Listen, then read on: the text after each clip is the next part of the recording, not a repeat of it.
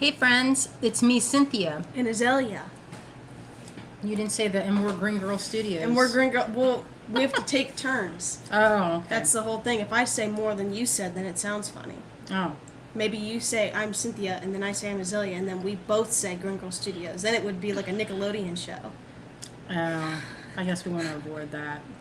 So, we're here on a weird time on a Wednesday. We're not usually on a Wednesday, we're usually Sunday. And I don't know if anyone's going to show up today. Who knows? It looks like we have 3 people hanging out with us today, this evening. But if you saw our newsletter we sent out that we couldn't be going on live Sunday because we were still at the Big Crafty tearing down the booth. And it was actually a really easy booth to tear down. And we live in town, so it was a very easy day. Oh, hello, Clem. Hello, friend. Hello, Susan. Hello, everybody. Vicky. It's nice to see you today. Thank you. Hello, Vicky. No, Hello, Susan. I'm here. Hello, Hi, Susan. Diane. It's awesome to be home. It's dry in California. Real dry. But, it was good. We had a good time. Or I had a good time with Jess. See, oh, my necklace is kind of...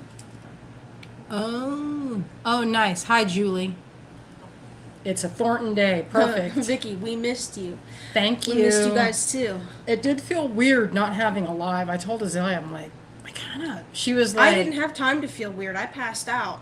Oh, we yeah. worked for 2 days. My heels were all sore from standing and talking to people. But it was good, It was a though. good time, though. I had fun. We got some good stuff out of it, too. I know. Greg calculated it, and he said that we had someone, when he was looking at Square, that it was every 8 minutes. Isn't that That's cute? how busy we were. So incredible. Slammed. Such an awesome show. This is our stuff, our earrings from Mom's Got the Bug Oh, earrings. yeah. These are lightning bug. Aren't these so cute? Our friend Kira Boyd makes these on her Glowforge. Let me just get that a little Oh, closer. they're like iridescent and everything. Wow. And they're that's engraved. Nice.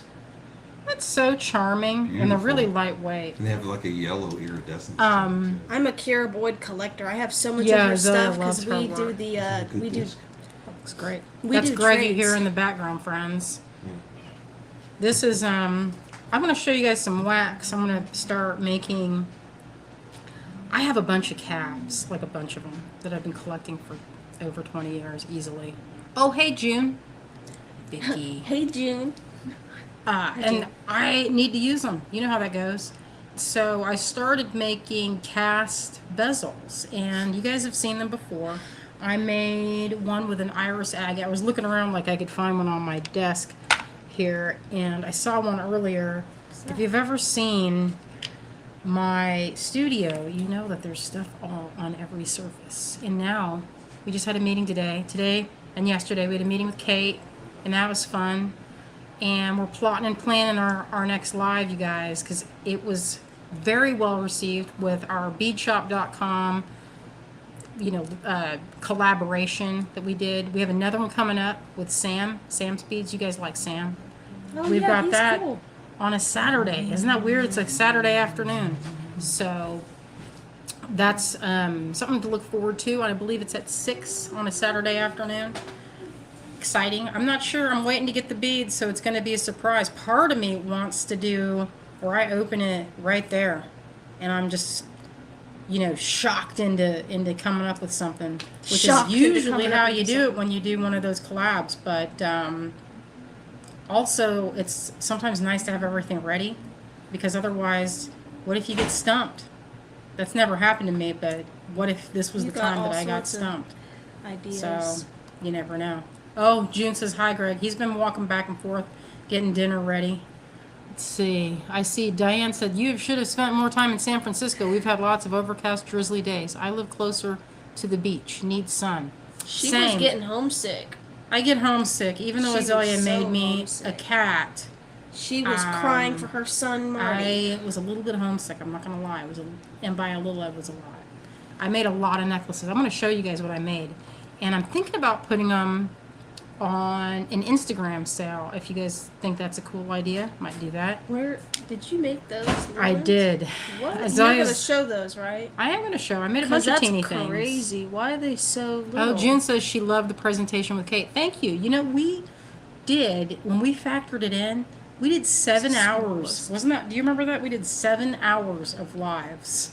over the course of when Oh, we went with to. Kate? Yeah, it was so Yeah. fun. We had so much. We were like, it was like It was a pretty chill vibes. Like it we was would chill be like vibe. languishing around the house, and Chris would be making us all sorts of food. Yeah, and be languishing, but having, we would be like, working and making things. When she working says gently. languishing, she was cutting out, like delightfully cutting out leather, and they both were smirking at each other. I count that constantly. as relaxation and languishing. I don't think of languishing as like just literally just laying around. No, you weren't doing my that. my lazy time is making something. Oh, it And looks we had like a our good old time. neighbor Mike's with us. Hey, Mike, we keep a watch of your house. There's nobody there, and It's it looks a- eerie. It's a little eerie spooky at night when there's one light and There's there's one no nothing flickering around, yellow light, and It's a everything little else bit is spooky. pitch black. I see it out the window. I'm like, I know. We were talking about doing like a neat outdoor space. We have a back porch, but it's kind of, it hovers over. It's like being in a tree house, but you can kind of hear the traffic from the highway that's like, I don't know how far it is, like a football field away, maybe half a football field. I don't know. Oh, hello, Kim. It's nice to see you on here. So I want to show you guys some stuff. It's been 6 minutes. I know that some folks like to chit chat, and I got a lot to chat about, even though it doesn't seem like it. We're going to have a video made. When we say video, it's a secret project. It's not that secret. don't but you? If you're supposed to keep it under nobody's wraps, so you're had to not keep it supposed that to under talk about wraps. it. It's projects. It's so in such new form that it doesn't. I think it doesn't really matter at this state. But we're going to have a film crew come through and do like a little segment on our little workshop, and that's pretty exciting. We had a meeting today, and it was a kind of casual type meeting where you're kind of getting the feel for each other, and then by the end of it, we were like, we're going to make something fun together, aren't we? And that's how things get made. So I need to clean my studio even better than I have. Like, we need to put stuff away and then keep it there. Not going to be so tidy. It's going to have to be so tidy. Because next week we're going to be shooting some little clips of making Next week, next week. So where? in the studio, in the downstairs and in the upstairs. So we're gonna get wild. Maybe even sweep the floor. I sweep the floor all the time. Just kidding. We sweep the floor. We all just the have time. to organize things. It just there's like stuff on every surface. So A we're lot gonna of put 'em small away. things, A mostly. ton of small things. It's like every point in the house. So anyway, Small I'm gonna things flip the camera organized. around Right. and I'm gonna show you guys some wax work that I've been working on. You guys might like it or not. In that case, you can come back a little later and we will have some other things to look at. You're always doing that with that. This thing, I know. I have so many tripods, but this one is not my favorite tripod. Oh, Pat says, great, you guys will grow so quickly. I will work for free. Pat, if that's the case, our address is, that'd be funny. We have had difficulty in having help. It's hard. I think most of it is because a lot of the bead shops that we used to depend on for wholesale are not around anymore. You guys remember that. Remember Fusion Beads? Those days and how wonderful that was. When there were tons and tons of bead stores. Now there's not so many. So it's sad. But what do? You just got to keep on trucking, right? Doing what you can. So that's part of it. We've had to downsize, as everyone has had to downsize. But I think of it as we're still in business and we didn't have to close our doors. So I consider that a win. Correct. Nancy says, I miss Fusion. Same.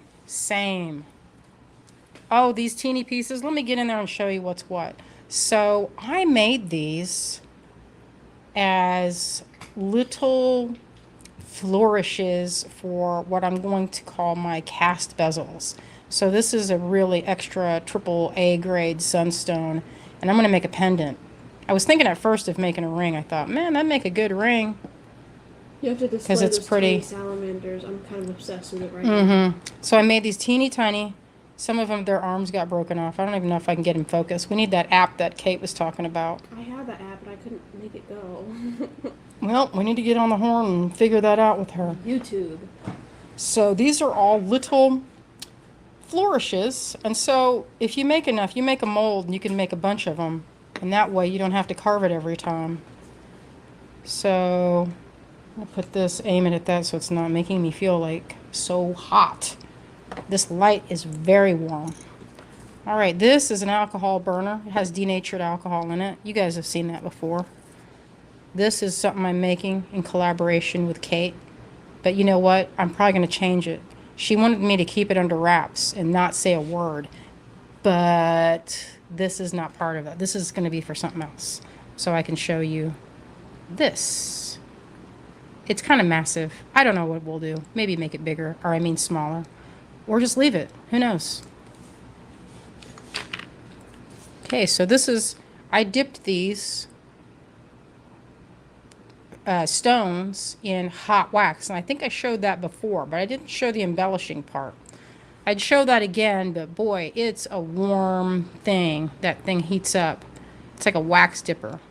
And you can dip your stones in there. And I previously dipped this one, but this time I cut the back off so that I could do this.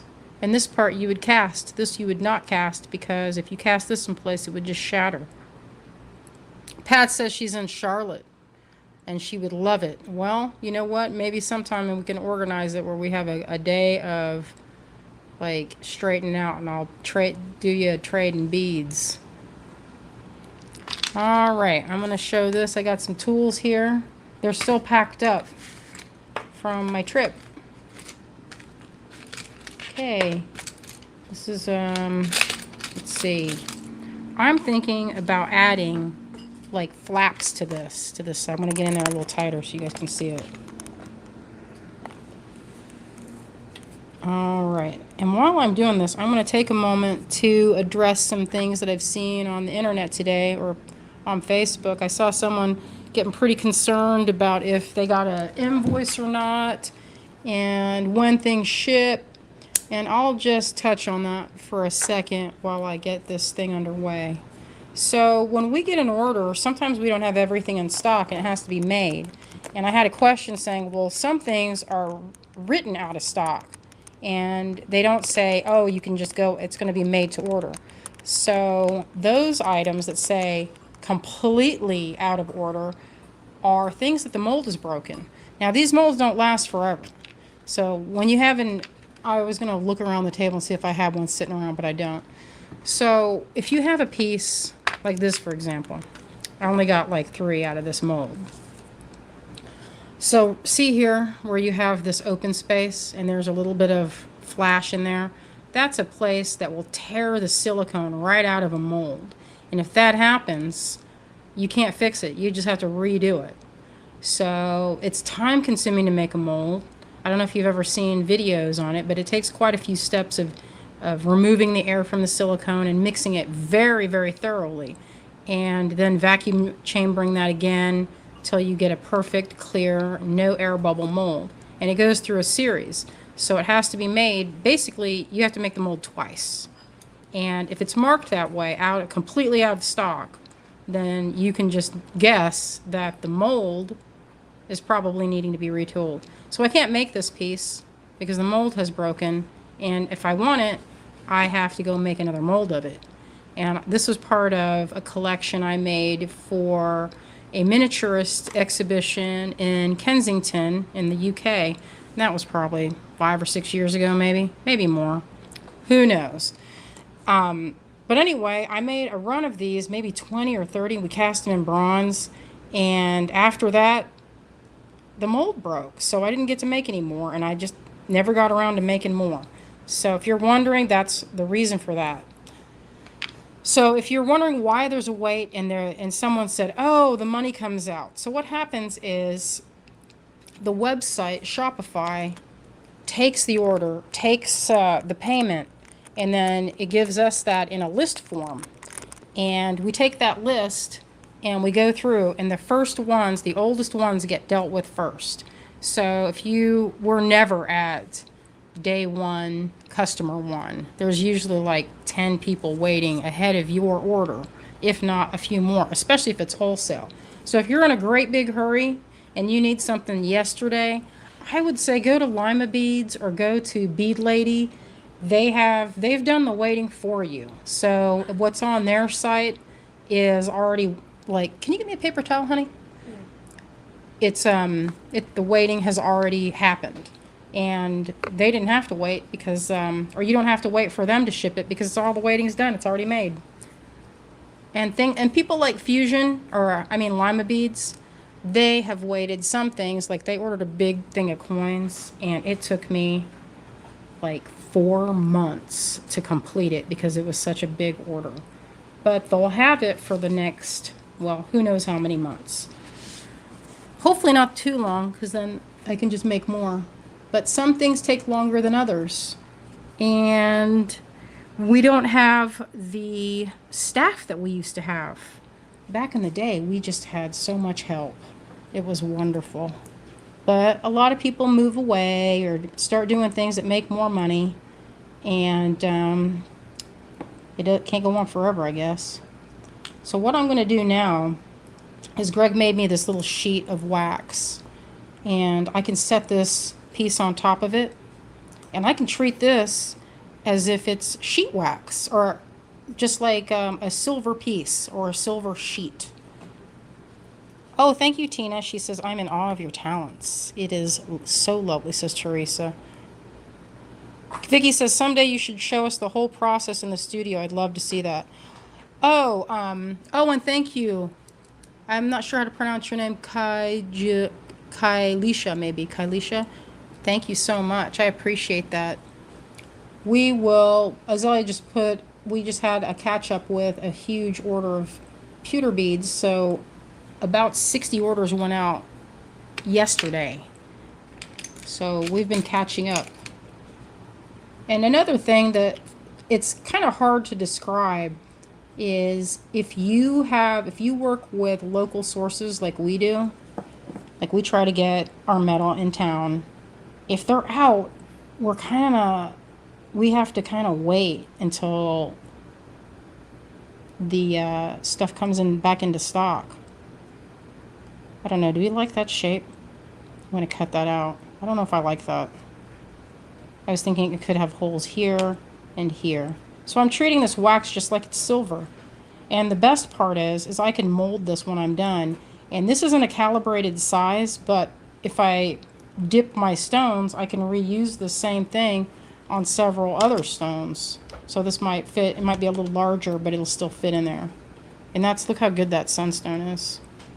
I met a guy in Tucson that brought this back from somewhere in Oregon. I didn't hear exactly where it's from, but I was pretty enchanted with that sunstone. Or maybe I can do this side. Maybe I'll do it like this.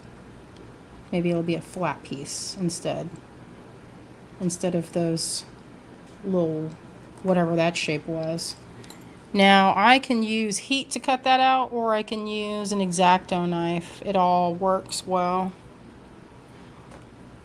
Oh yeah, you know, the whole thing of making pewter beads takes all day long to make a batch, and we've shown different parts of it, but it is kind of hard to show the whole thing because some of that stuff's kind of boring, you know, like especially like the tumbling portion of it. So that was just like scoring. Now let's see if I get it out without breaking the piece. Sometimes it comes out in a nice shape and other times it doesn't. This is nice and thin, so it's kind of easy to come out. So there, I've got that piece. Now I don't want to have that solid, but it might be easier to keep it solid and then poke out this so that light can get through. You'll probably notice on a lot of rings that the back is oftentimes cleared out. Not always, but like I got this ring from my friend Jess. She gave it to me for my birthday. It's a big party sapphire. But this, even it's prong set and bezel set. It's like a double whammy of protection. But this one is in a solid. If it had been more translucent, or if this had an open spot, you could see the translucency of the stone. But in this case, the stone's pretty opaque anyway.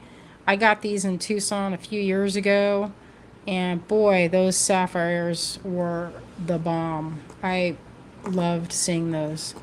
My friend made that. Doesn't sit up. Kind of like this. Oh well. Anyway. So that's much thinner too. So with a wax form, you have to be mindful of your thickness, because if you don't, you make it too thick, then it's going to be super heavy duty and cost a fortune to make. And that's, people don't want to have something just like the silver part be really expensive. So I'm going to round off the edges. I'm heating up my tool now. I'll push so you guys can see it. And I'm going to make this so that it can accommodate several sizes. So I'm going to leave this open until I am done molding it. And that's because if you have this great big hole in the middle, it won't fill. And I learned that the hard way, because I made a bunch of these bezel things, and then the ones that I was using did not fill. So I have to do it separately. Like this, I made a mold where this side was automatically, but it just tore. And so I had to redo the mold.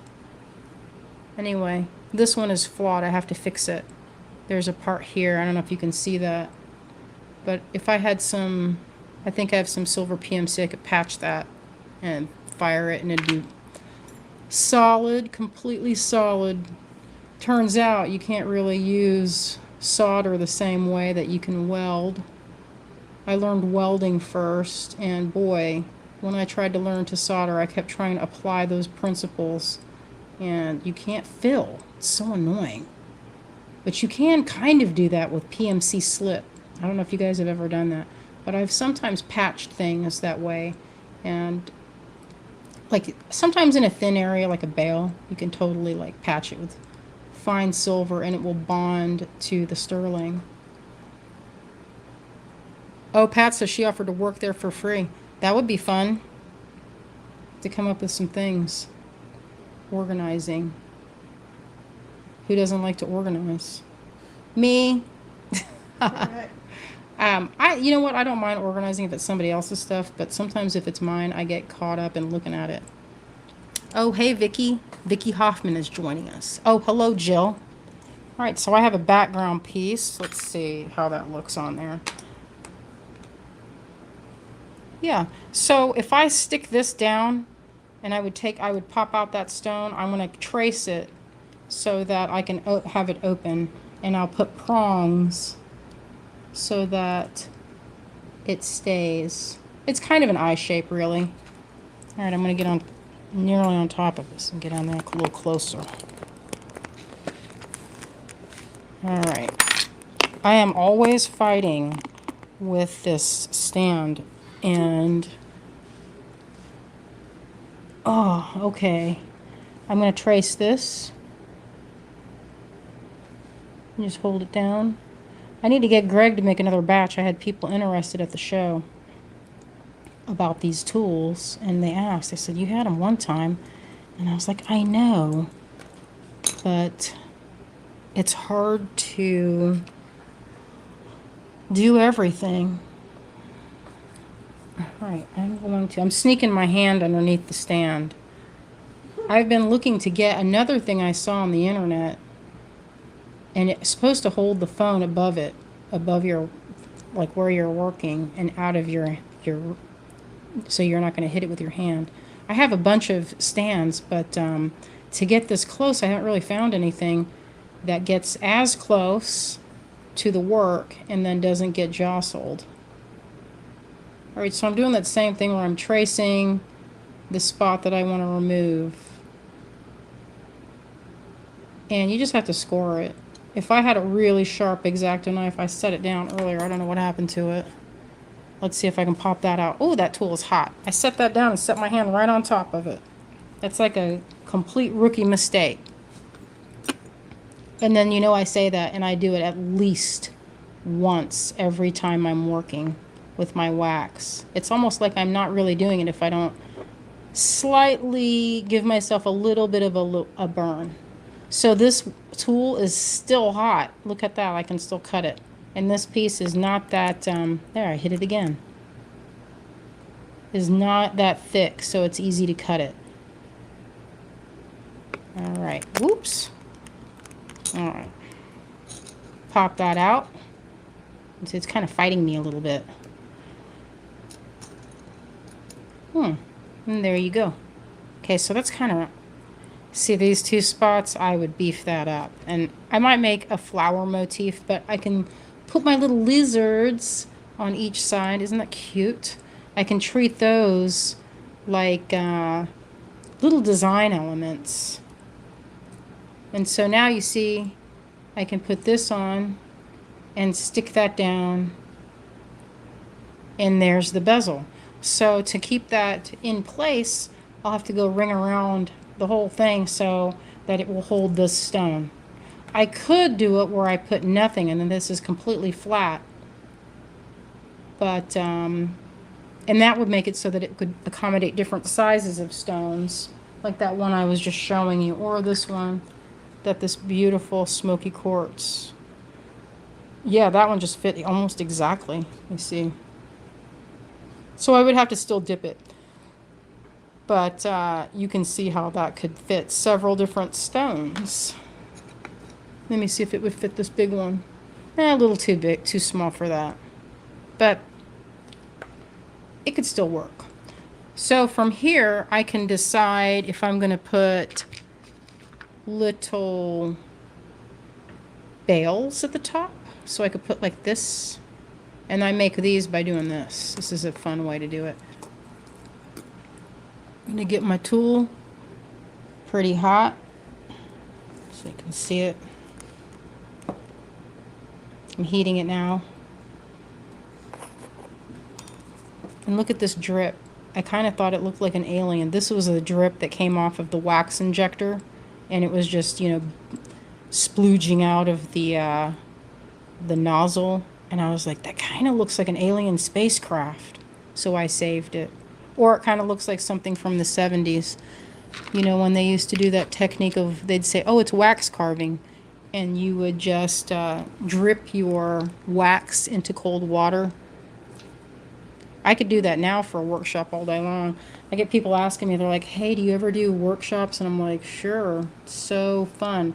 But then, you know, I've taught different people, and if everybody's not at the same like level of desire to learn a craft, then it can be hard.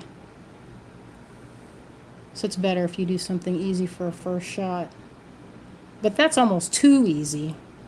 There's like no carving. It's just, you know, serendipity. So that's still hot. And then while it's still hot like that, you can just take the flat side and flatten it.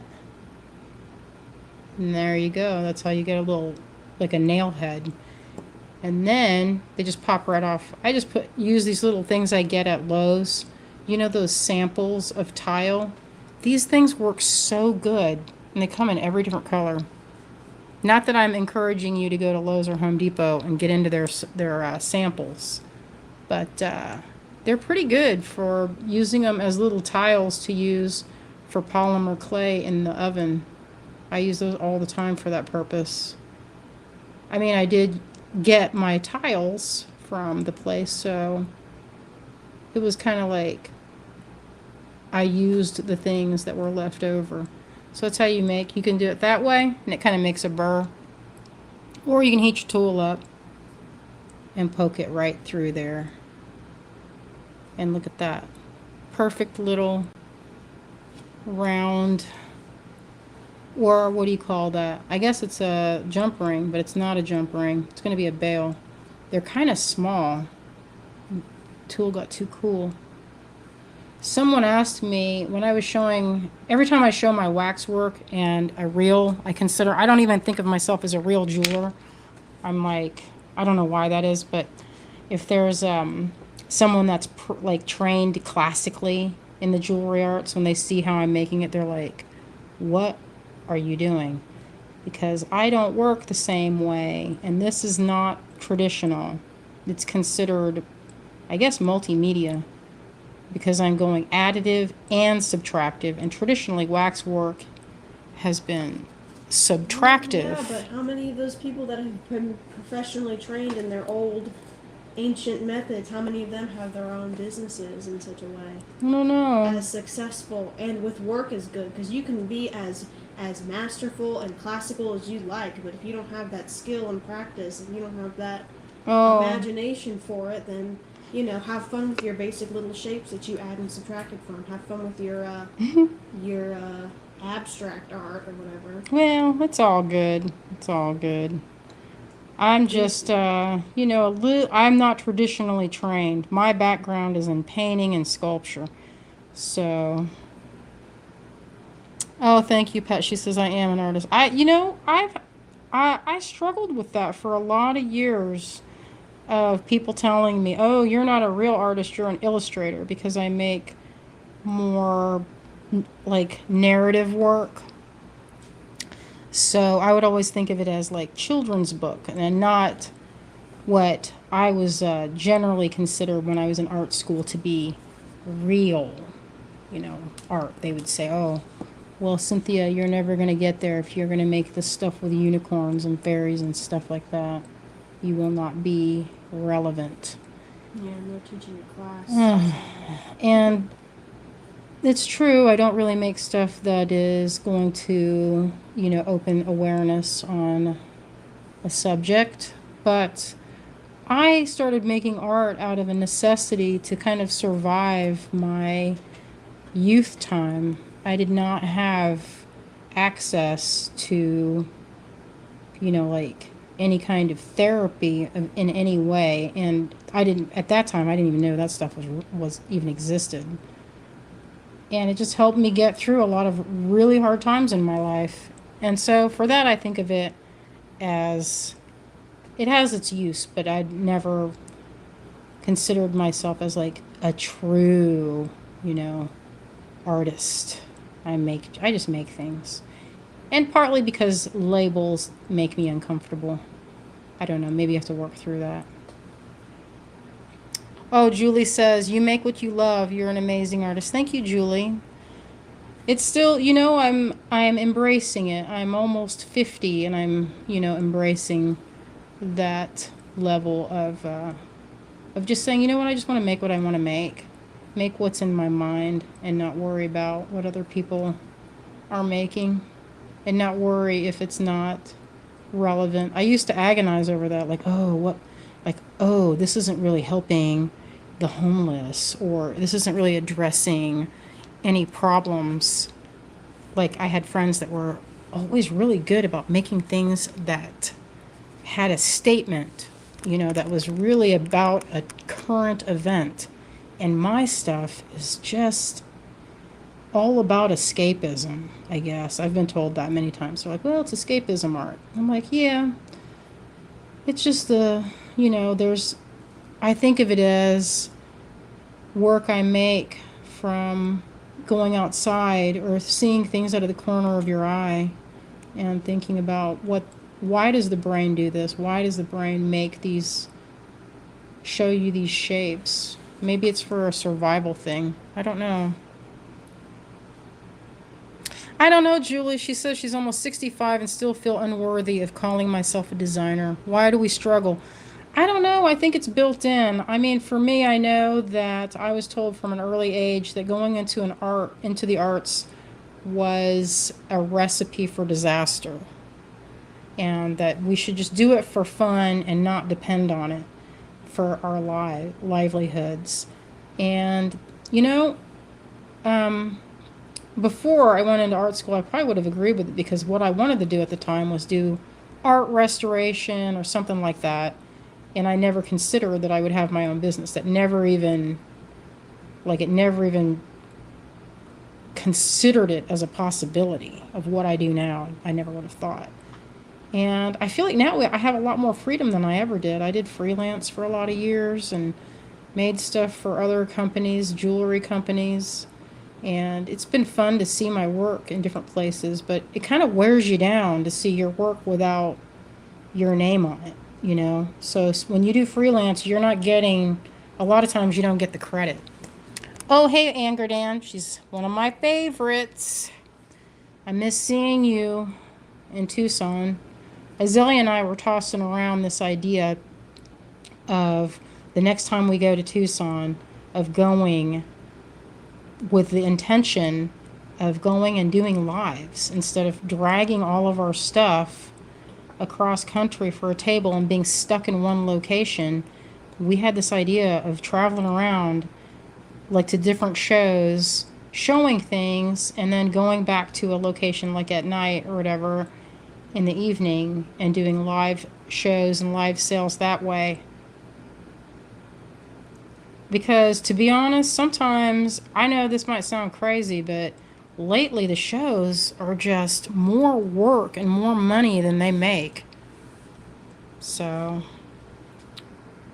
let's see. Jill says, if you like it or enjoy doing it, what does it matter? I spent my life working in industry. I'm now disabled. I do what I can when I can.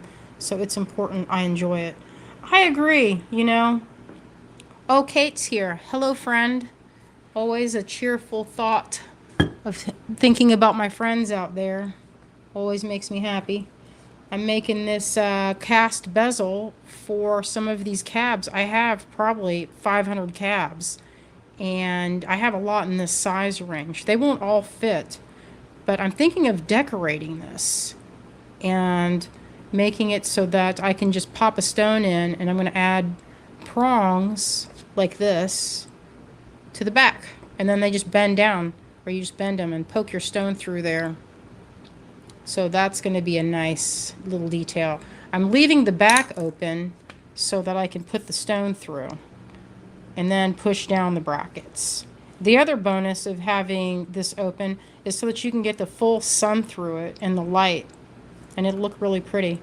If there's a lot of interest, I'll try to make some of these for silver, and I'll have them where you could put your own stone, but I'll just have to find something that has a standard size if they do make that. I know that they make glass cabs in standard sizes, but I don't know if they still do that anymore, if that's a thing. I used to be able to find them in, what is that? It's like thermo, you know those mood ones, they called it something, thermo something or another. You know that work? Kim says, part of the reason why I graduated in art education and became a teacher was fear of not making money.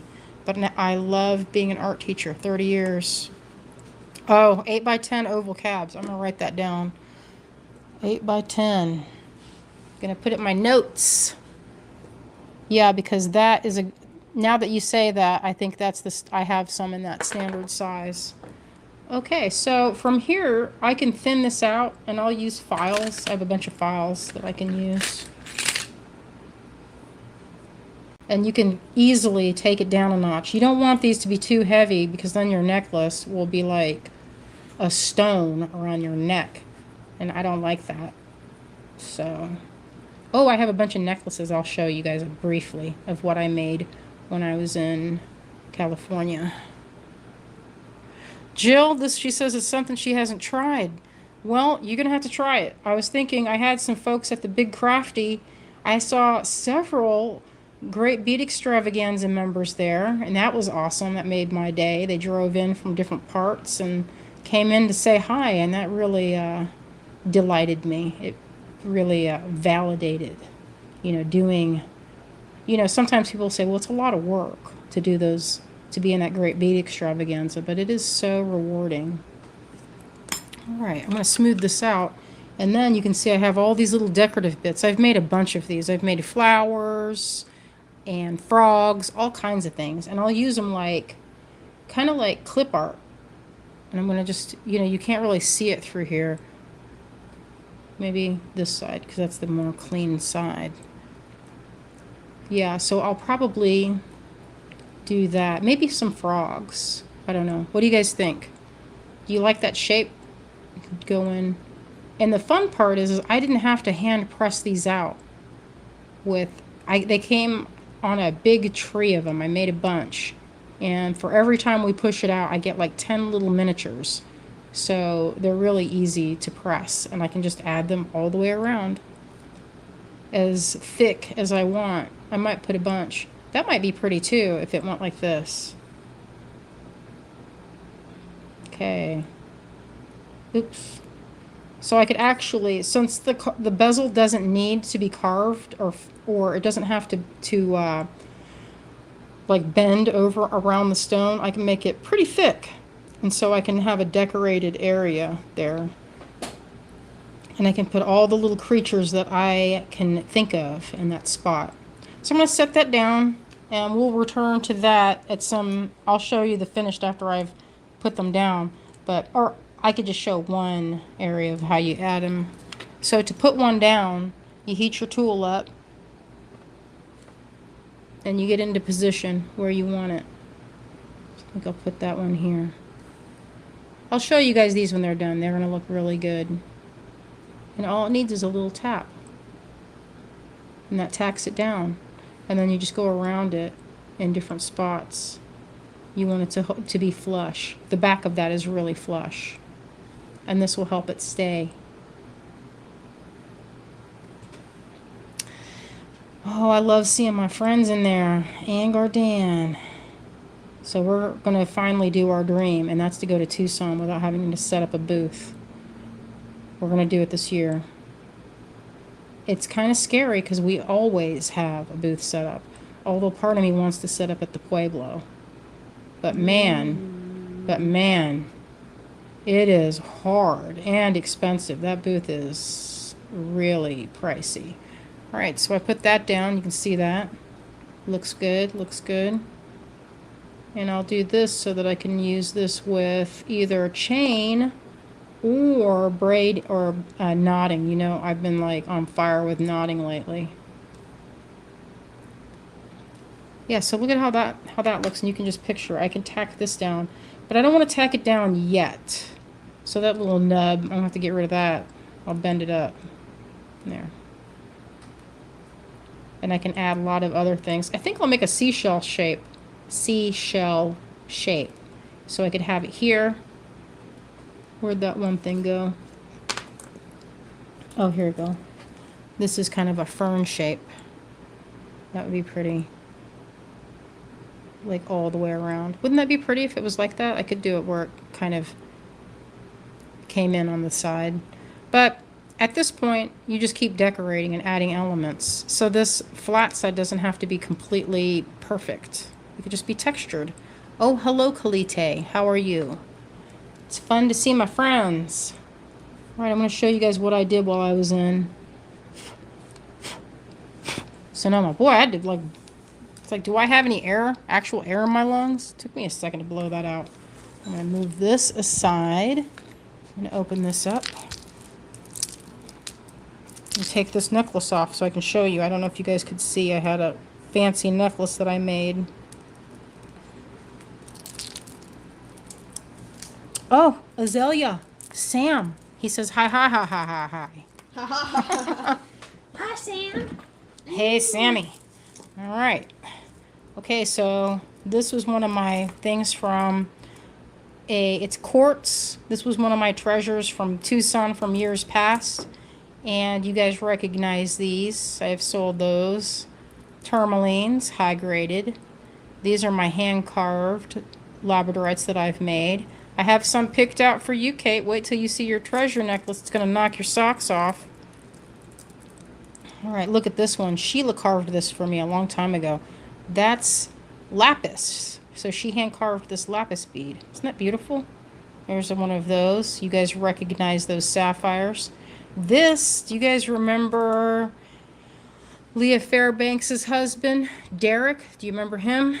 He had that whole thing of opals that he used to carve. That's one of his.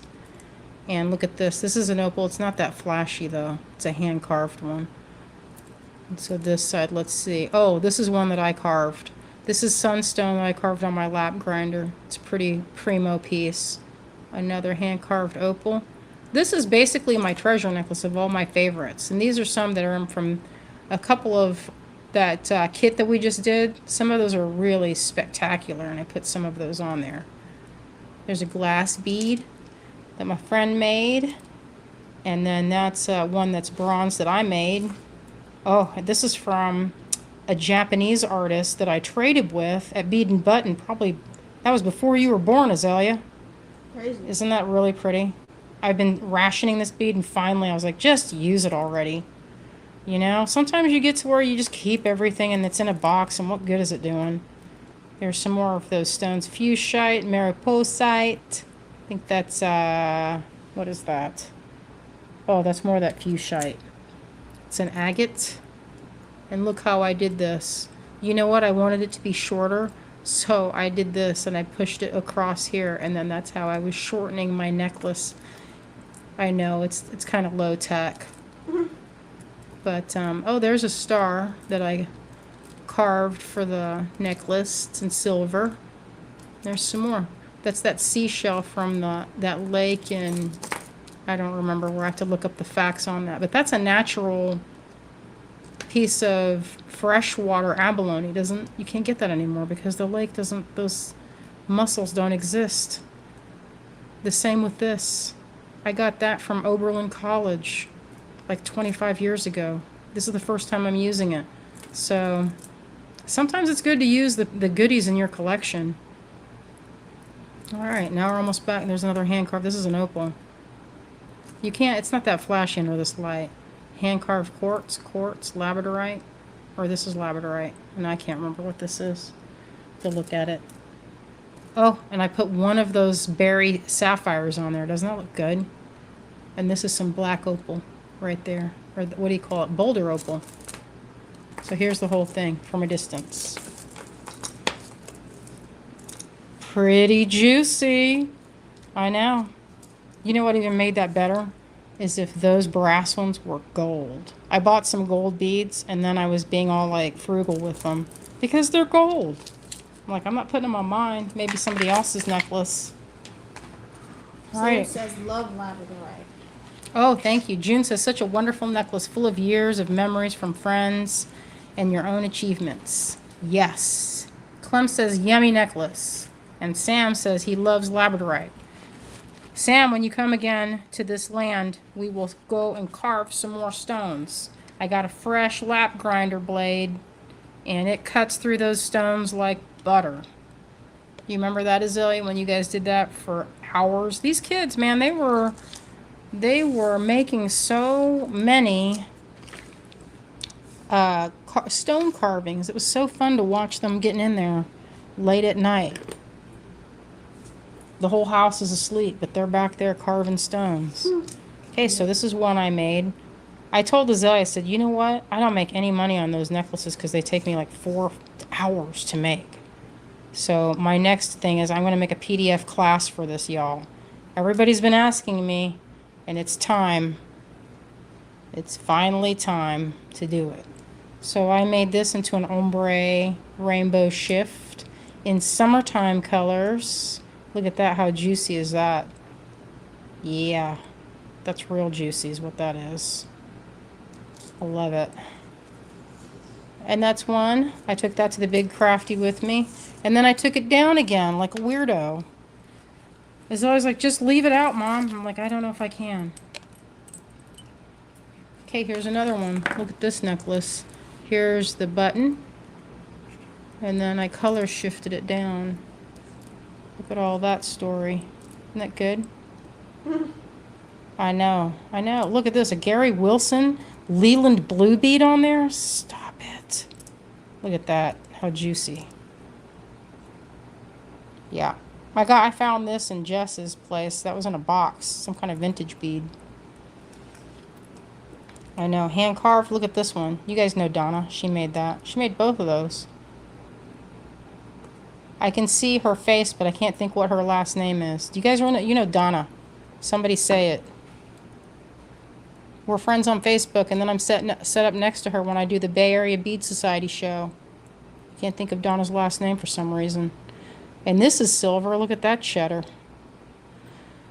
Oh, man. And so here's how I attach my beads. Sometimes I do this so that I can take these guys off. I don't know if I made this one to come off. Let me see if I did that. I don't remember if I did or not.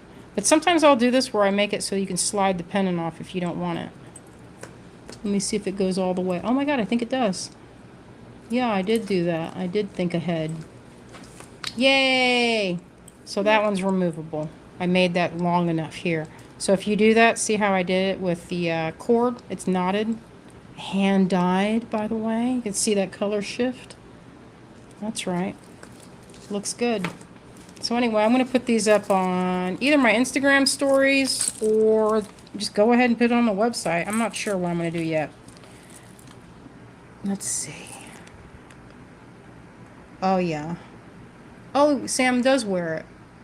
Carla says, I definitely need to break out my hoarded stuff and make myself a treasure necklace. Do it. It's so fun. I listed all the beads that are on there. Had a lot of people looking at this one too. I made a bunch of this star hand-carved amber. It took me a minute to remember what that was. I'm like, what is that? That's called amber. Goofy. Goofy? Goofy. Now when I say that, hey, Goofy, I think of that scene in Anansi Boys, you know, by Neil Gaiman. It's one of my all-time favorite books. I don't know why I thought of that. Anyway. Look, that's a natural stone that's not dyed, y'all. Isn't that pretty? It's so smooth. It's like a perfect summer day sky. Sugar agate, they call it that, or sugar heart agate. Isn't that pretty? So many delights. And that's also a little color shift I tried to do. Oh, if you're interested in any of these necklaces, you can just drop an email or a message. Messenger is kind of, you can bug me because sometimes things get buried. I will say, things get buried real fast. And if I didn't answer back, sometimes that stuff goes straight to spam. And then I have to go through and then I'm like, oh my God, there's like 5 pertinent emails in here. All right, so that's that. Oh, yeah, Carla, you're nodding. I'll show you again. I need to make a video. Look at this one has a black, that galaxy opal. I found some of them in nuggets and I put them on there. It's so pretty. All right, let's get busy with the live thing, Azelia. Acelia, you want to pass me some stuff? Yeah.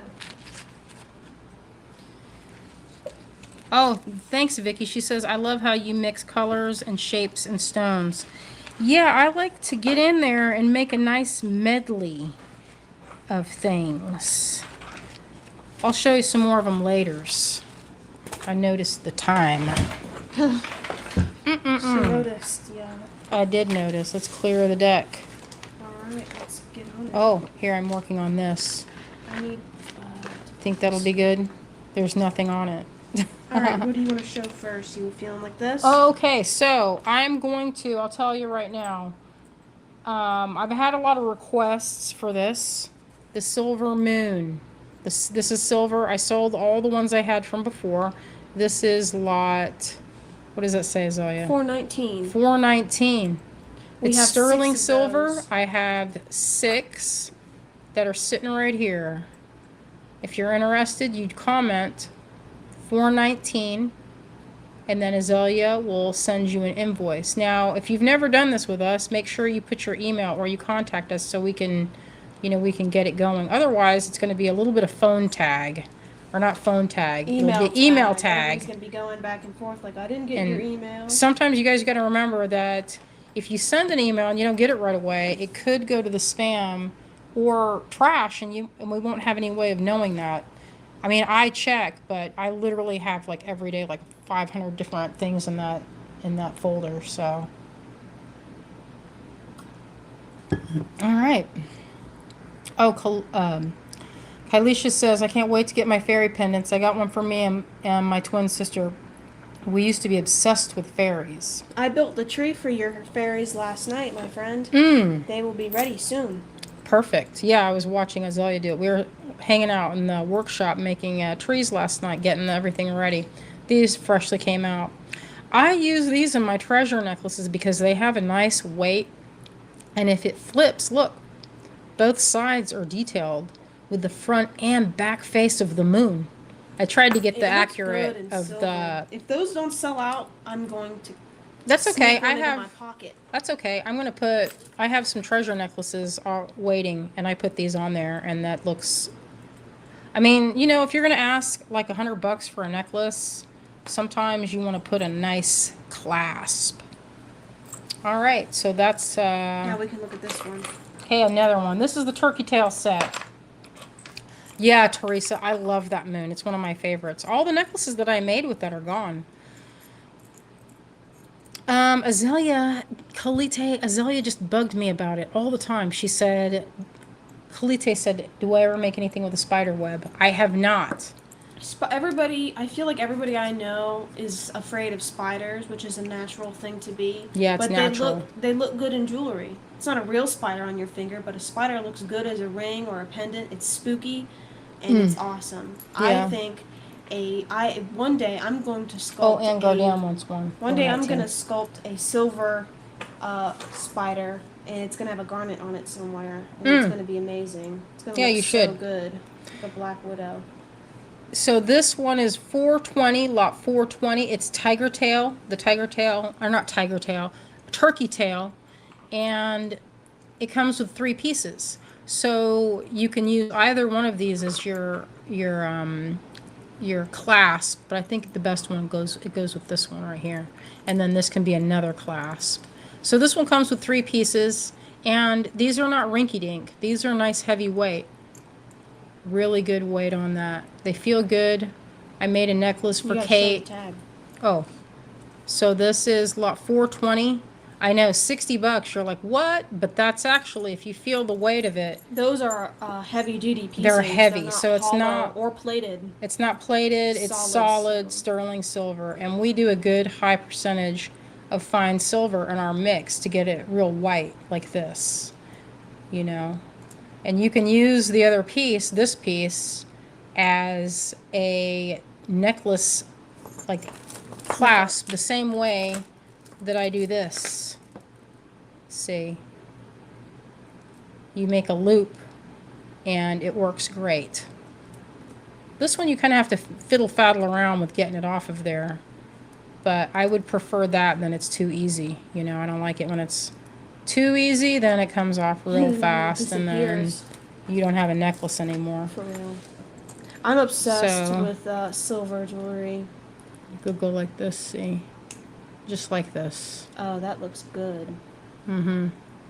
And it would go the other way because you wouldn't put that on that side. Kind of looks like a bird a little bit on that, doesn't it? Like this face, it's like a little bit like a crow. So you would do it like this. I like that story. And then to take it off, put it through. And there you go. Yeah, it's nice heavy. I would put this with something heavy duty and like big beads, or maybe even something in the 8mm zone. I don't know. Anyway, I asked Greg to make this in silver for me so I could put them on my necklaces. And he didn't finish them until I left, so I only had these with me. So all my necklaces had these guys instead of what I'd originally had hoped to have for my next jewelry launch, which I make jewelry about every month, and I add a few necklaces here or there. So if you're interested and you're watching the replay, you can message us with 420 for 60 for these 3 pieces. You get, it's like basically 2 clasps. All right, the next thing, this is part of a trunk show that I'm doing with my friend Jess. So these are things that we work together. Like I found some of these stones. I only have one of this, so this is lot 422. This is a labradorite. It's $18. Oops. It's set in brass. We got these in Tucson, these stones, and they're pretty nice. Pretty nice. Simply set What in a stone bronze. is that? Labradorite. It's a labradorite stone, and it's $18.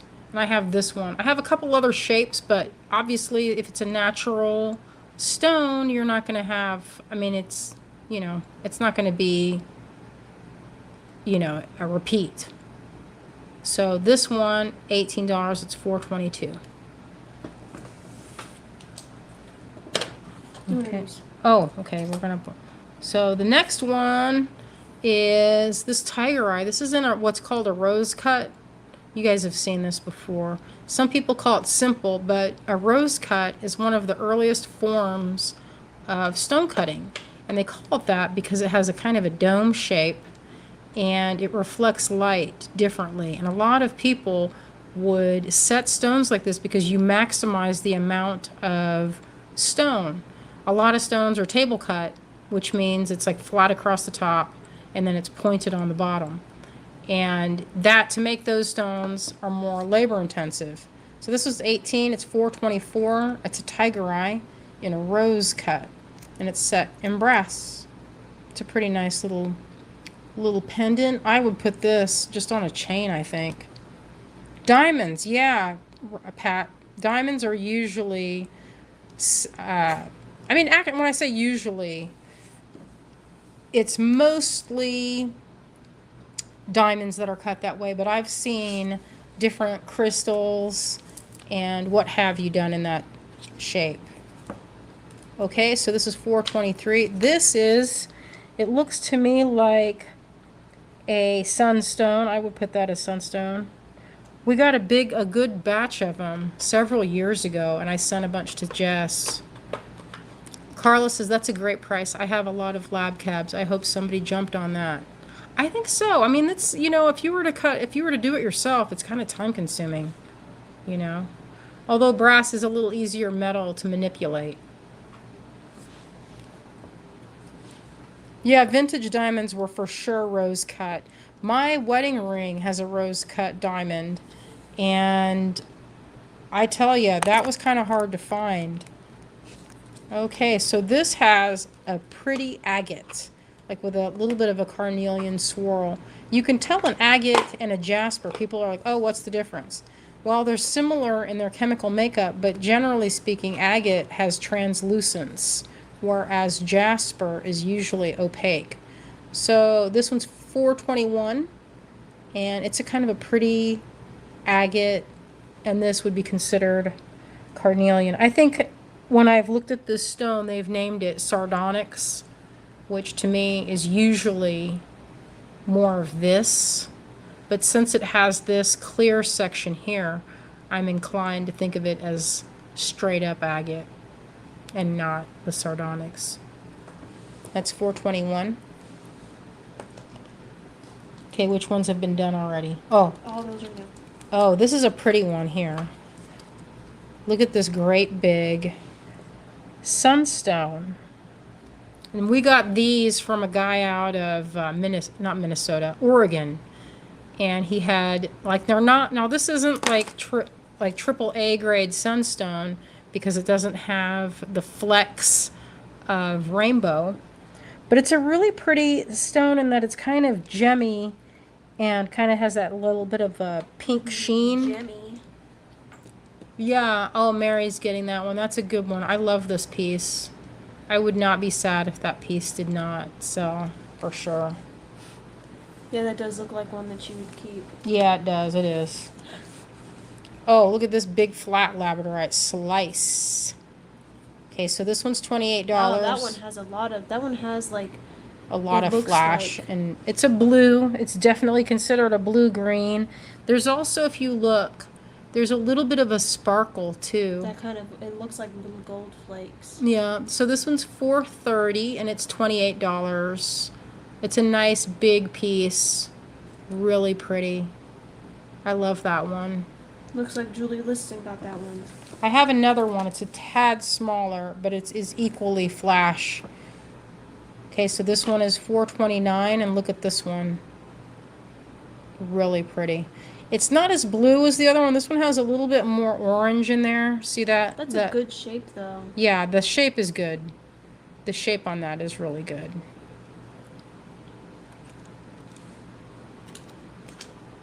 Okay, here's another piece of that agate. This one has a kind of a natural heart shape in there. That's a good one where they play to the stone shape. This one is $28. It's $427, and it's a really pretty. I would say that this is almost this kind of color reminds me of holly blue. It's a little grayer than holly blue, But I feel like in certain light, it's definitely more blue than gray. I do like that heart shape. Yeah, I do too. It's a soft shape. And listen, not all you need is a chain. And then it's done. Look at that. Easy. Okay, this is a piece of pyrite. Okay, this is 28 too. And then it's lot number 428. This is kind of interesting because it has that look of like a flashing gold, but also silver at the same time. So it's that unusual. I wonder if it's hematite, if there's a bit of hematite in there to get that kind of, there's some kind of patterning What on the is front. that? This is pyrite. Oh, a big old slab. It's a slab polished of it. slab. So you get that kind of patterning through there that's kind of like, looks almost like script or something. Anyway, that's $428. It's $28. It's a nice piece of pyrite. All right, we're getting to the end. There's no more gemstones after Yeah, that. there's okay, so this one's $431, and we have an ammonite slice. And you guys that know me know how Popular. I love ammonite. I mean, what's not to love? This used to be a sea creature. That to me is just amazing. It's like a 1,000,000-year-old specimen.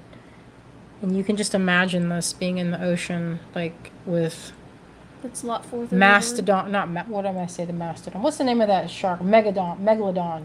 A mastodon. Megalodon. What is the name of that kind of shark? I thought that's it. Megalodon. Yeah. Mega. They're swimming in the Mega sea. something. Ichthyosaurus. That's that one that looks like Nessie. I like Nessie. Okay. Now, some people say they don't like these eyes. I have a little bit of a fixation in my collection. That is a particularly good one. Like, the color's not dull at all. It is No. golden staring at you. This is a pretty nice one. This is 28, and it's a good one. It's 426. If you want this one, it's pretty much a perfect That is like brown, perfect. kind of golden It's brown like, eye. It's not like a funny shape either. Mhm. It's Sometimes perfectly these shaped, are a little bit weird. and Like the they'll eye be kind of is like funky. in good condition. It's not cracked or smeared or anything. It's like Mhm. perfect. It is a perfect one. I make eyes, and I've traded them because I make weird colored ones, and I set them in this brass, and the ones that I've made were not as perfect as this. That's for sure. Okay, I have another one. This one is a little more because it's a little more of a. Okay, so I don't have too many of these. I only have this. This is the That's last eye. So this one's 48, and it has these little lashes around. I sold several of these yesterday or over the weekend at the Big Crafty. People like these. I tend to want to hoard them all. That is also a perfect one. This is a perfect one, and it's big. Look at how big that one is. This one is very popular. Yeah, that one, Vicky says that's really looking at you.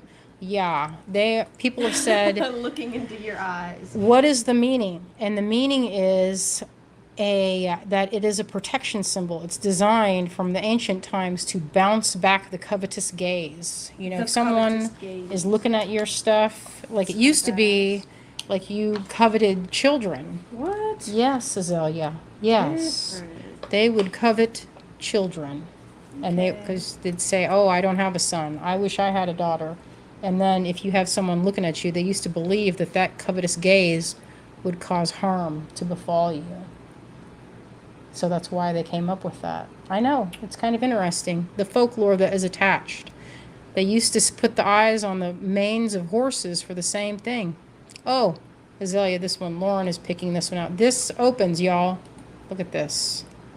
You twist this part, not the top. The top is fixed. But this little nut. Yeah, the nut that's closest to the glass. Mm-hmm. You spin that, and then... There you go. So I have several of these.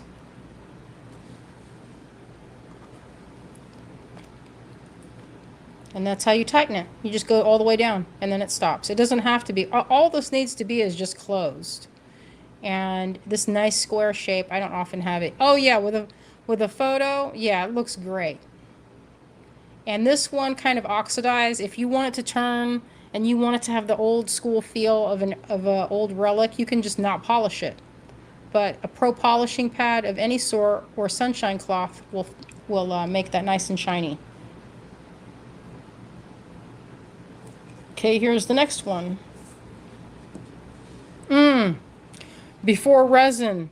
Well, the good part about this is your stuff is not, like this is, let's see, this is 38. And look how wide load that one is. Oh, you'd be $38, all sorts of things in 436. there. It's like that highway in Central Florida. Okay, so, Okay. yeah, I'm just telling you. Oh, look at that. Let's see if what we can fit in there, if I have anything. Let me see if I got something that will go in that hole. That tiny salamander. Oh, that little, I don't know what I did with it. Oh, I could put one of these. Let's see if that would fit in there. That's cute. And so look what happens. It magnifies it. What? So this is the depth. Oh, me and Vicky got the same idea. Mm. Salamander action. Yeah. Here, I'll put one of those salamanders and then you can see it a little bit better. Nice and handsome. Oh, I broke a foot off there. He's trying to get out. I need that action. Isn't that cute? You can really see it. It really magnifies it. Okay, so that one, What, 436? 436. We got one more round one. Oh, there's one more round one. Okay, close it up. So you just have to make sure you don't start loading it down until it's closed. And then there it goes. It's on there. It needs a teeny fairy. It needs something, for sure. So that was lot 436, $38 for this wide Glass piece, and wide brass. glass. This one's a little smaller. It's not It's as also- wide it's- set, see? Has a little shallower profile. This one is 435. It's a little more petite. It's a little bit different too. See how that one sticks out a little more magnification. Yeah, we had made different lockets in the past, but these are superior. So good. I've been collecting these for a long time. Working with my friend to get these perfect. So this one is 435, the little bit more petite one. Okay, now I got an oval. This one is a wide area. This one's 48. It's a little less of a dome crystal. It's set further back, but it has a little more space. Let's see what we can put in there. Sometimes you can put a feather, or I've put different things in there. The wide ones you can fit more in, obviously. It's like, see how deep that one is?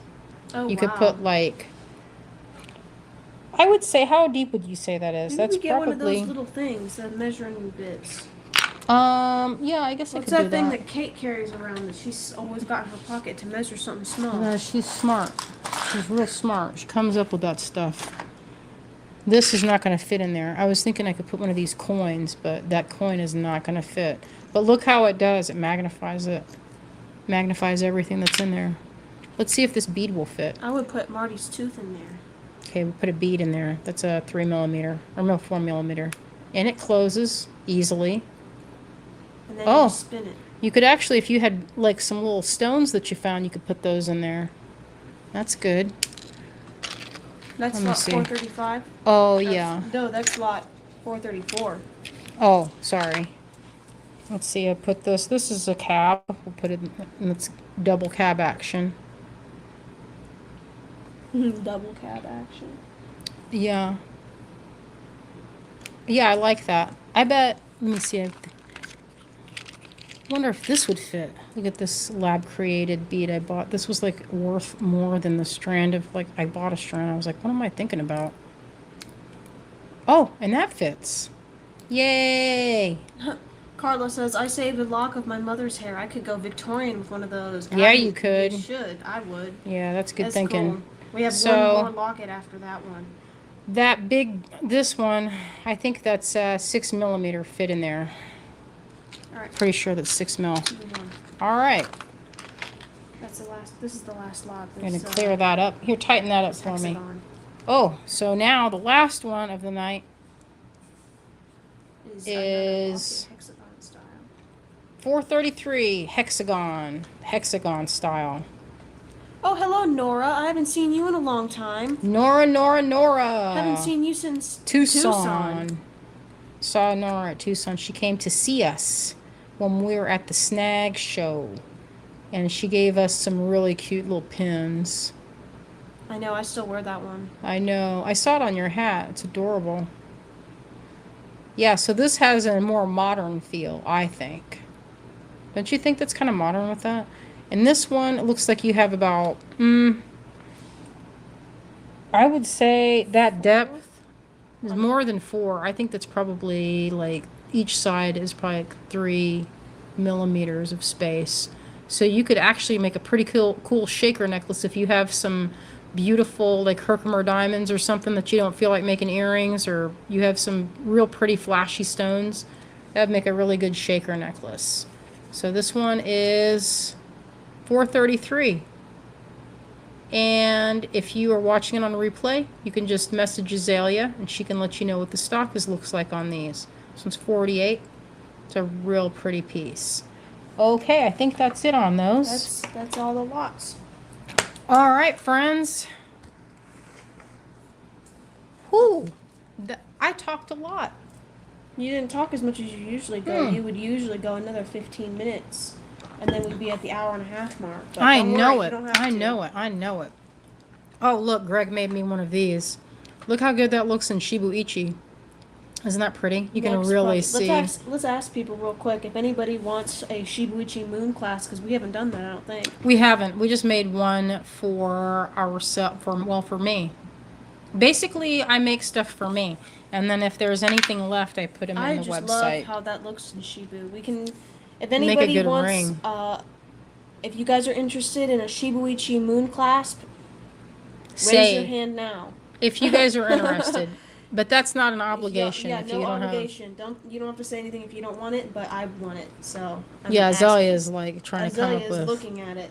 She wants it for her treasure eyes. Necklace. I'm coveting it with my eyes. Your treasure time. I want a treasure necklace. If I don't get one of those, I'll take one of these. Sneak a little silver one. Oh yes. Put that with my lot Shibu. We don't have any yet, Teresa. That's the only one. Oh, look! You guys, look at this one. I made this, and it got a lot of attention at the show.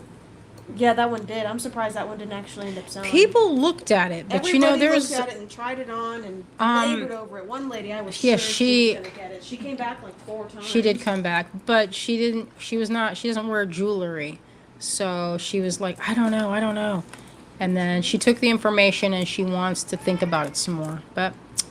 I don't know. I'm going to put it on the website this week, I think, and see if other people like it. Oh, Lisa says, how do I purchase a necklace? You can message me, or you can just say in the thing if you're interested. So I have this one. Carla says, I have a raw NC emerald that's a little crumbly. I need for one that I've been thinking about resin but don't want to ruin it. Oh.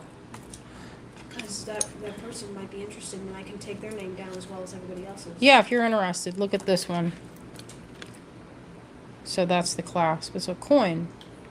And it's the same way where you go in like a button. And then that's the part right there. It's little bronze things made by my friends. There you go. Look at the different kinds of stones. Got lepidolite. Got some kunzite. Spectralite right here. This dark. That's spectralite. This, look how pure of a good lapis that is. I know. Look at that one. I think that smooth one. I love this color. Our views went up since you pulled that gem necklace out. Everybody wants to see the juiciness action. I know. Well, people like to look at jewelry. It's not shocking. No. Yeah, I would not. If you have a way to do something with your emerald, I wouldn't suggest putting it in resin if you don't want to. You'll never get it out again. Oh, how the snake works. You know, I actually made that. So I was going to put this snake in kind of like, have you seen like how people do sequins where they'll do, and it's another coin and another coin, another coin. It's a pretty easy way. I'll show that braiding technique. So it's a way you would braid coins. And they used to be done a long time ago for people to put the coins on around their neck to, basically hide it. That was a way to hide their money, but it was a technique of knotting. Yeah, so, oh, this is a big rainbow obsidian. There's the flash or the eye on that. Marty can be with us. This one is more of a golden color. But there's some good stuff on this. Some real good stuff. Anyway, that's that piece. Oh, thank you, Julie. She says that's a beauty. All right, we're going to sign off. And I'm going to flip the camera around real quick. See how to do this. Front camera. Oof. Okay. Here we are.